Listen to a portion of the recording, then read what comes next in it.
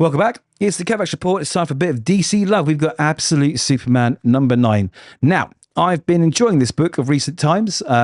It's really picked up for me, and I've been looking forward to issue #9. Superman is a character that I've not really followed through the years much, really. He's not one of my favourites, but I thought Absolute is all about new beginnings, right? It's about looking at something differently. So I've been on board since issue 1. There's been some ups and downs with it, but it's pretty good at the moment. So issue 9, I'm going to take a look through it now, page by page. So there will be spoilers. Please read the book first. If you don't want it spoiled, like the video if you like the video, and please subscribe. It really, really helps the channel grow. So let's dive straight in. First off, it's Jason Aaron and Sandoval on art. Now, and his art is beautiful in this book. I mean, even this cover, look at it. It just says everything. It looks like Superman's got one of the Omega Men's helmets on there. And I'm intrigued. So at the end of the last issue, Superman has been shot with 3 kryptonite bullets, right? And that's bad news, obviously, because that is the one thing that can hurt him. So he's been boomed back to the Omega hideout somewhere, and they are frantically trying to get the bullets out. All right. But the thing is, he has tough skin. Okay. He is Superman, and these bullets are lodged in places that you don't want them lodged. So they're pulling one of these bullets out, and he releases this scream. And of course, it's Superman's scream. And it absolutely decimates the whole place. Absolutely decimates the whole place. And you find out these bullets retain their shape and they bed in. So they're not just deadly because you've been shot. They're deadly being stuck in there, I guess, like any bullet, but these are even worse. So he uses all his strength to pull out the final bullets, and he is not looking good. Superman is not looking good. He's got these wounds which are going to take time to heal. Now, the box, this magic box that allows the Omega Men to boom, we find out a bit more about the day. It's called the Father Box. It's got a very sort of Jack Kirby sort of styling, which you'll notice when you see it. So they're using this thing, and the final bullet they can't get out because Superman's just hasn't the strength to put it out, and they just can't. So they use this Father Box, and it extracts the bullet magically, And there's this whole thing that he's talking about where it's not just he's not just fighting for his life. He's fighting to save Krypton. This part of Krypton is trying to kill him, just like the planet itself when it exploded. He's fighting Krypton again, even here on Earth. It's interesting. It's an interesting sort of concept, and I liked it. But this book is a mixed bag. It really is a mixed bag, and we'll get to it in the end. Anyway, this is where it starts going a little bit funny for me. So Ra's al Ghul, he's sort of head of this Lazarus Court. He's the big bad in this, obviously, right? And he has got Lois Lane arrested in a cell, which happened at the end of the last issue. And he's obviously not happy with her because she's been fraternizing with the enemy, right? Now, this is where I think the writing just went a bit wrong. It's almost like, I've got loads of stuff to explain. All right, that's going to take 4, 5, 6, 7 pages maybe. How do I do it really, really quickly? So before Ra's al Ghul even had a chance to say anything to Lois Lane, she tells him everything he's thinking, right? Now, I know she's clever, all right, so I don't want to diminish her intelligence, but she suddenly just goes off on this big, long rant. You're going to tell me this. You're going to threaten me with this. You're going to do that. And he's like, oh, you are clever. You're as clever as they say you are, type of thing. And she's like, yeah. And she just carries on and on and on. And I'm like, come on. Let's make a story of this, right? Let's not just like have Lois Lane blurb everything out. It's a bit weird. And then he sort of threatens her a little bit, right? That if you don't do what I say, basically, I'm gonna cripple your dad, because her dad has these like cybernetic electronic legs. And of course, Lazarus control everything, so they can shut them down, and he won't be able to walk. But he says, I'm not just going to do that. He says, I'm going to hurt him, put him out of his misery with my own hands. And of course, Lois doesn't like this. Her father's been threatened. So she leaps at him with a knife. Now, we are in a high-tech age here, right? Super high-tech age. The Peacemakers are basically technological suited baddies, right? They've got everything they could possibly want. And no one found the hidden knife on her. It just doesn't make sense. It really doesn't make sense. Like, no one found this concealed blade. Like, you've got scanners, you've got metal detectors, you've got everything you could possibly have in real life. We're in this fantasy world, which is more or less like technologically more advanced than us. And they didn't find the blade on her before they put her in a prison cell. I mean, what's going on? Anyway, he says he wants Superman.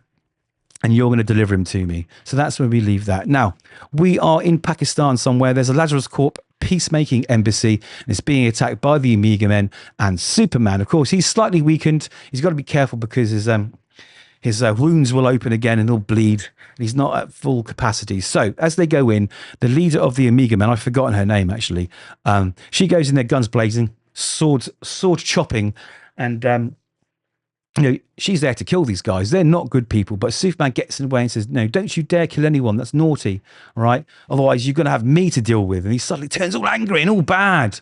And there's this thing through this book where you feel that he's under pressure and he's starting to struggle because, he's still a young man. He doesn't have parental guidance. He's got a AI suit computer cape thing. That's kind of, I guess, the only mentor he has. And he hasn't got Ma and Pa Kent anymore, right?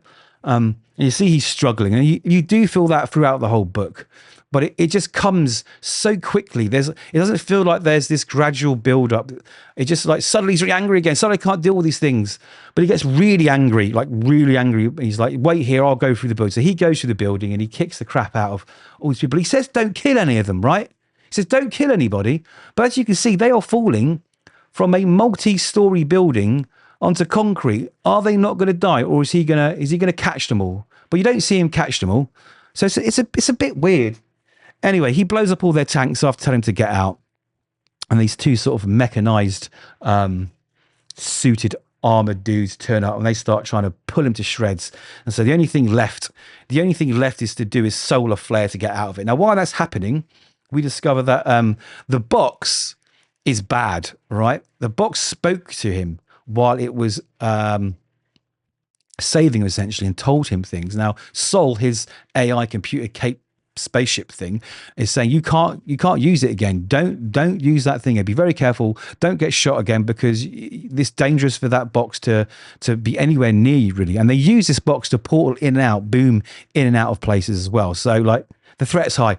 Then there's this long conversation with Jimmy Olsen, who's gives this sort of maximum trope reason for joining the resistance to fight the terrible Lazarus Corps. I was sitting there, I wanted a better world for my children when I have them, and it just feels weak. It feels lazy. It feels really, really lazy. This book has been doing really, really, really well, and I feel like this issue is letting that arc down. It's just so uninspiring.